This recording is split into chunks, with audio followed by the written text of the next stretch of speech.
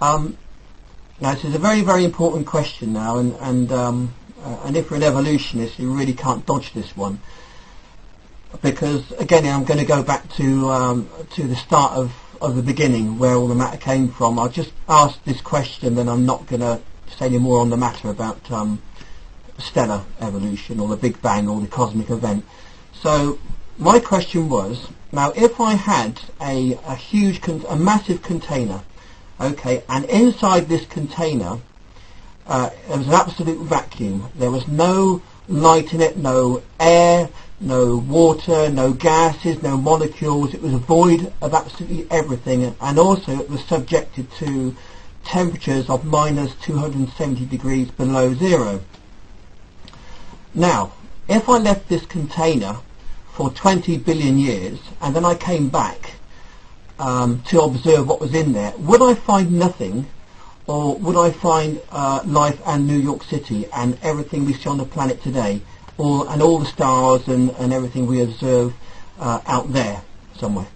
Now, you just can't jump from something out of nothing to a science which is focused on transitional animals or beings or whatever, something like that. So I'd like to ask someone, if you've got the gumption to come up with an answer, how did we get everything from a nothingness, a vacuum? Because to me that flies in the face of science, common sense, and also the second law of thermodynamics, which demands that everything breaks down from the moment of its conception, which is obviously that's science, that's true. So to me, the evolution of planetary evolution didn't happen. So that's just one question. If you could clear up for me, Aaron, or anyone. I did pose this question on the internet to several people, had no reply. So I'll ask Aaron for a direct answer.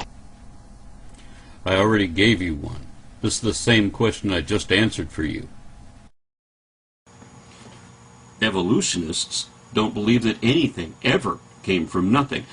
A lot of people realize that atoms are made up almost entirely of empty space, so they imagine that if you could somehow force all the space out of the atoms, you could squish everything down pretty well, especially when you realize that matter can be created out of energy and vice versa, and that's obviously the case here, with an insanely hot plasma state cooling to become the first subatomic particles. But we're not talking about a super dense ball of pre-material energy floating around in a big black void for a while before it erupts. It is much more abstruse than that, because it isn't just energy. It's all the forces of nature as well as time and space. Everything, existence itself, was squished into this one infinitesimal unit. Now, I said that the singularity was insanely hot, so how did you hear that it was bitterly cold?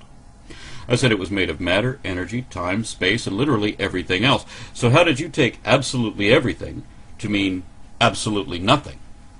I said it was a super dense ball of material energy wherein even space around it were compressed into a single unit of absolute volume. So how did you interpret that to mean that it should be a vacuum?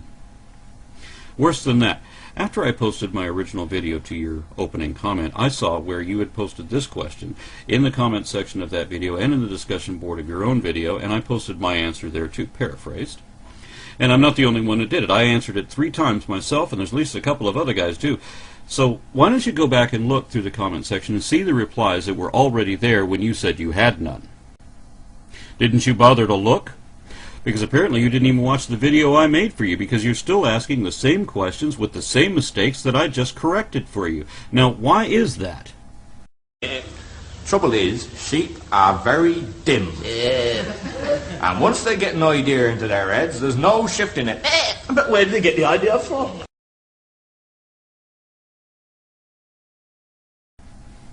Whomever you get your information from, they lied to you. Now let me suggest you correct your question. Try again. Let's say you have a container, any size will do, with an entire universe forcibly squished into it under tremendous pressure, absolutely all of it packed into the form of a highly unstable plasma superheated to billions of degrees and so dense that it even sucks in the walls of the container itself.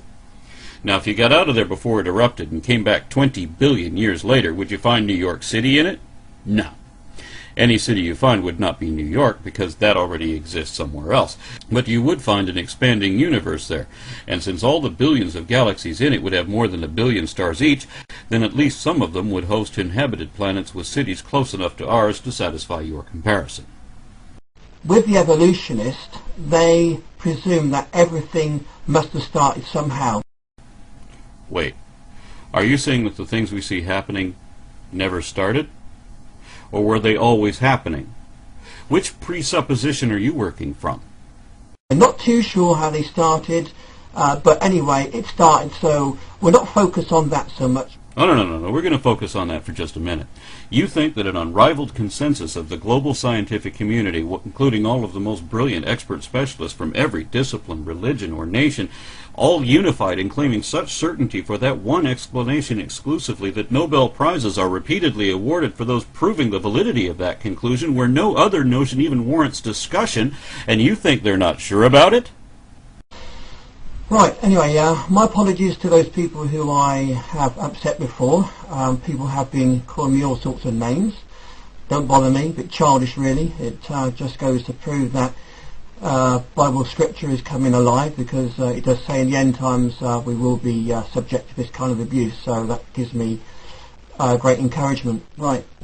You understand that dogmatic believers admit that they base their assumptions on emotional biases rather than on evidence, and that they assert blind speculation as if it were a matter of demonstrable fact. And they've decided in advance to automatically execrate, reject, and otherwise ignore, without consideration, any and all evidence that may ever be brought to bear, even if they can't predict what it might be, because they're forbidden to ever admit when they're wrong. Even in cases like where a mere taxi driver who admits that he has very little education and repeatedly demonstrates that he has no idea what he's talking about at any point on any level, yet he is convinced that his misinformation must be more accurate than that of the world's collective specialists on any topic the uneducated layman dares to argue about. And you don't believe that this sort of blatant dishonesty just might be the real reason that creationists get such flack? So do you think the fake Dr. Kent Hovind is in federal prison because the scriptures are true? Or is it because he's a cheat and a liar? Did Ted Haggard lose his ministry because these are the end times? Or was it because of his own end times? When intelligent design was found by a conservative Christian judge to be a creationist scam with witnesses for it committing perjury on the stand, was that proof of the truth of creationism? Or proof of its lies? When even Answers in Genesis declares that Dr. Carl Baugh is a fraud and a charlatan just like Kent Hovind, is that proof of the truth of scriptures too? When every claim ever made by any creationist anywhere either can never be tested in any way at all or has already been proven wrong by every means possible, does that give you great confidence too? When you eventually realize that there has never been a single verifiably accurate argument of evidence positively indicative of supernatural creationism over biological evolution, and that the creationism movement depends entirely on misrepresentation and falsification, I imagine you'd be tickled shitless with all the proof you'd have of your scriptures then, because look at all the people that would hate you, and why. However, it just might be that people don't like liars or people who lack credibility enough to change their minds or even admit when they're proven wrong.